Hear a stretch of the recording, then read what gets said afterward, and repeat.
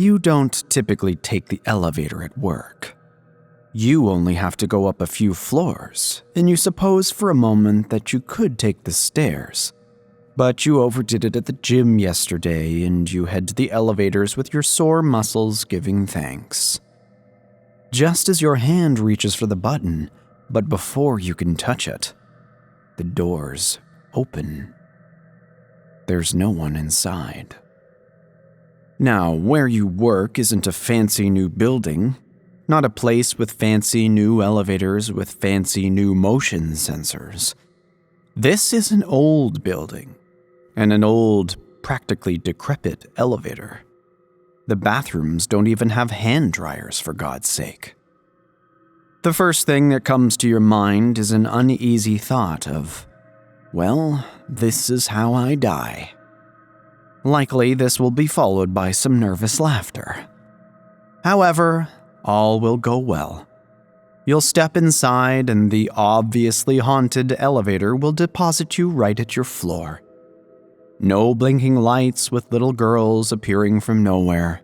No creepy warnings about your future mixed in with the Muzak version of the girl from Ipanema. Not even a single drop of blood seeping from the walls. The spirit inside was just being helpful and opened the doors for you. Thanks, buddy, you may think as you step out of the car with a bemused smile on your lips.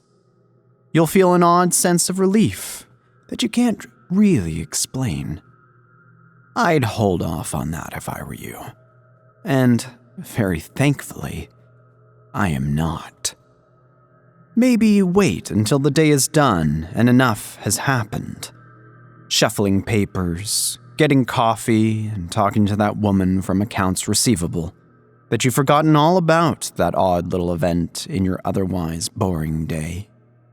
Long enough that you've made your way home and the exertions of your 9-to-5 existence start to draw your eyelids down. You'll settle in under the covers of your very own bed and drift off. At first, it'll be just a pinch of discomfort that starts to draw you out of your sleep.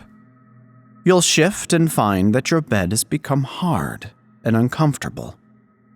When you open your eyes, staring up at the fluorescent lights burning above you, you'll slowly realize you're back in the elevator. You'll go through the standard stages, of course.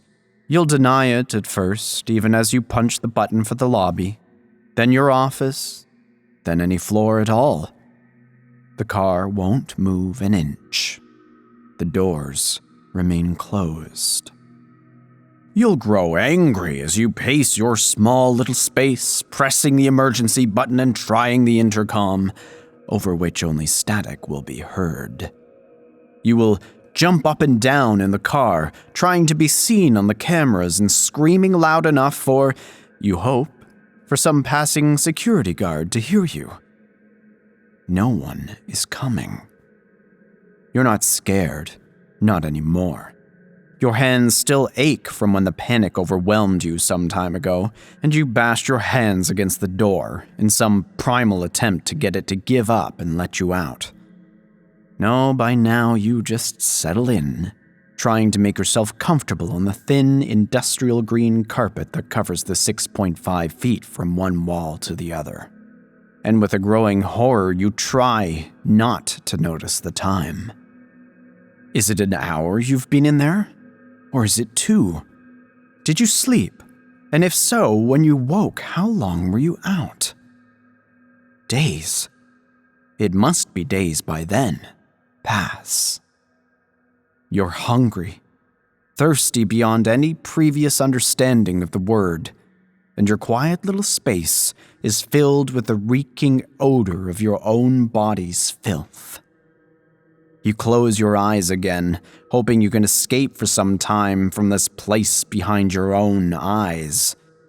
As you begin to doze, your last conscious thought is to wonder how long it's been since you ate.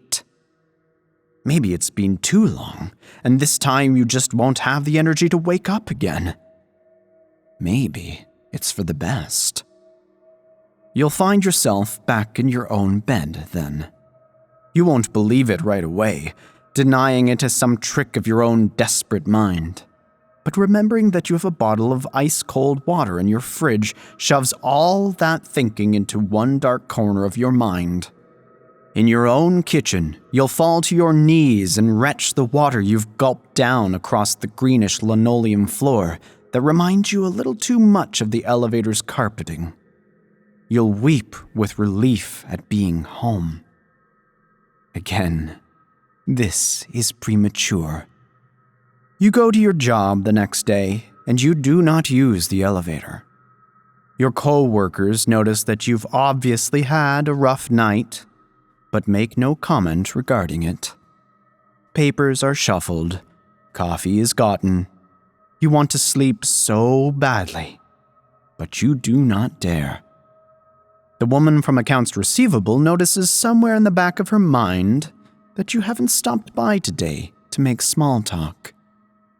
You go home and fight it for as long as you can, but eventually your own body will betray you and sleep will come for you again.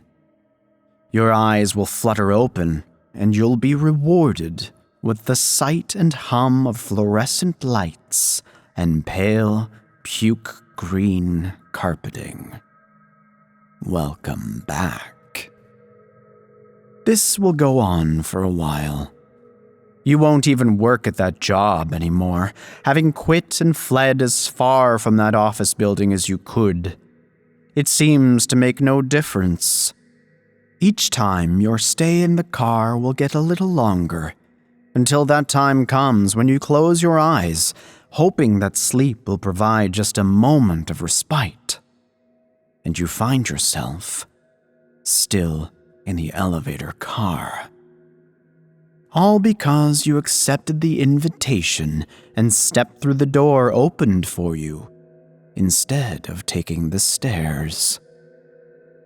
Hardly seems fair, does it?